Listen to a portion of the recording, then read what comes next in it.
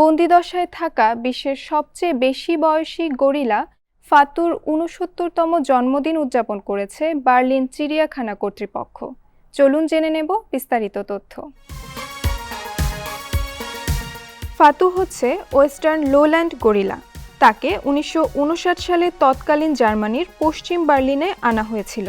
সে সময় তার বয়স প্রায় ২ বছর ছিল বলে ধারণা করা হয়। অবশ্য তার সঠিক জন্ম তারিখ জানা নেই। তারপরও ১৩ এপ্রিলকে তার আনুষ্ঠানিক জন্মদিন হিসেবে ধরা হয়।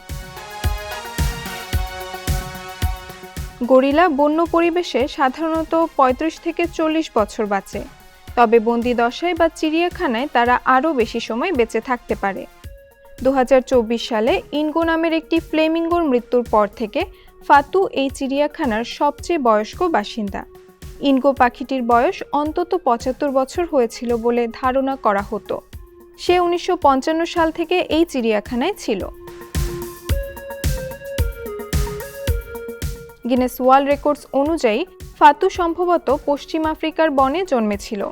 যতদূর জানা যায়, একজন ফরাসি নাবিক তাকে আফ্রিকা থেকে নিয়ে আসেন এবং ফ্রান্সের মার্সেইতে একটি বারের বিল পরিশোধ করতে বিনিময় হিসেবে তাকে দিয়ে দেন। এরপর একজন ফরাসি পশু ব্যবসায়ী তাকে চিড়িয়াখানার কাছে বিক্রি করেন বলে জানা যায়।